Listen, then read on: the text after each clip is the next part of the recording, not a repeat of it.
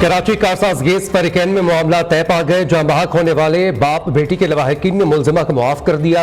अदालत ने मुलजिमा नताशा और उसके शौहर की जमानत मंजूर कर ली।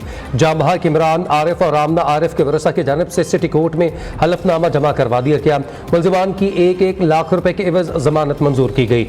मुलजिमा नताशा की इम्तनाए मनशियात एक्ट के दूसरे मुकदमे में जमानत की दरख्वास्त पर फैसला महफूज।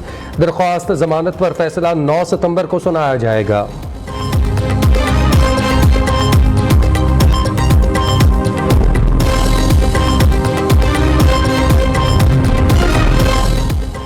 सुप्रीम कोर्ट ने नैब तरामीम बहाल कर दी। 3 रुकनी बेंच का फैसला कलअदम करार, वफाकी हुकूमत की अपील मंजूर। नैब तरामीम केस का महफूज शुदा फैसला सुना दिया गया। चीफ जस्टिस काजी फाइज ईसा की सरबराही में 5 रुकनी बेंच ने फैसला सुनाया।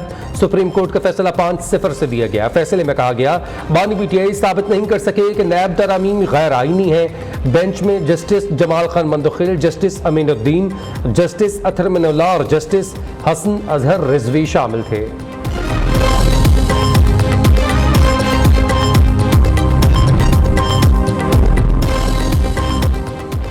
बानी पीटीआई का तोशाखाना 2 केस अब नैब के दायरे इख्तियार में नहीं आएगा। चेयरमैन पीटीआई बैरिस्टर गौहर की मीडिया से गुफ्तगू। कहा, अलकादिर ट्रस्ट में भी काबीना ने फैसला किया था। काबीना के फैसलों पर भी नई तरामीम के तहत नैब कानून लागू नहीं होगा।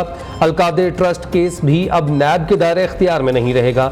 सुप्रीम कोर्ट के फैसले के बाद अलकादिर ट्रस्ट केस मेरिट पर खत्म हो जाना चाहिए। 8 सितंबर को बहुत बड़ा और पुरअमन जलसा होगा।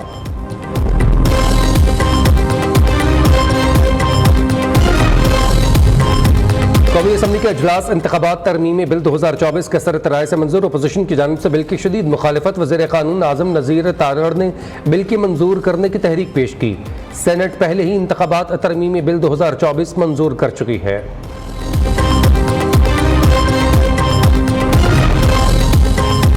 दिफाए पाकिस्तान बकाए पाकिस्तान 59वें यौम दिफाए मुल्क भर में मिली जोश जज्बे के साथ मनाया जा रहा है।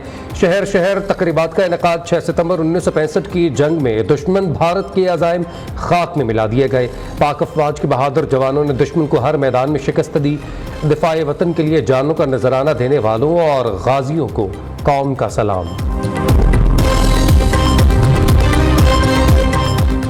यौम दिफा के मौके पर कराची में मिज़ार कायद पर गार्ड्स की तब्दीली की पुरवकार तकरीब। पाकिस्तान एयरफोर्स अकेडमी असगर खान के चाको चौबंद दस्ते ने मिज़ार कायद पर सिक्योरिटी के फ़राइज़ संभाल लिए। दुश्मन को पैगाम है, अमन पसंदी को हमारी कमज़ोरी ना समझा जाए। पाक वतन की तरफ उठने वाली हर मैली आँख को निकाल देंगे। मेहमान खसूसी air officer commanding air vice marshal Shahryar Khan के तकरीब से खिताब। Corps commander Karachi lieutenant general Babar Iftikhar की भी मिज़ार कायद पर हाज़िरी। मिज़ार कायद पर फूल चढ़ाए फातिह खानी की।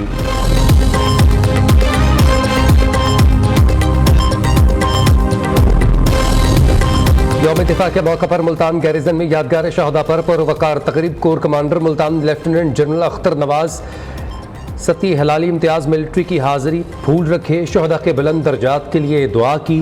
पाक फौज के चाको चौबंद दस्ते ने सलामी पेश की। यौम दिफा के मौके पर गवादर में यादगार शहदा पर पाक आर्मी की जानिब से पुरवकार तकरीब का इनेकाद। यादगार पर फूलों की चादर चढ़ाई गई। मुल्क की सलामती और शहदा के बुलंद दर्जात के लिए दुआ। ज़िले इंतजामिया मुख्तलिफ इदारों के सीनियर ओहदेदारान भी शरीक हुए।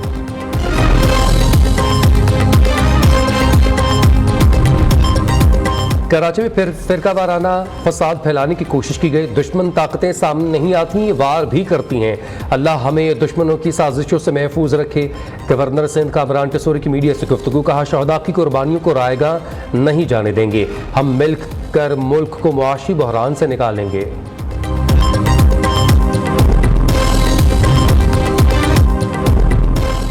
और बाडगोई टॉप कुदरत की हसीन मकामात में से एक। पहाड़ों की चोटियां आसमान से बातें करती हैं।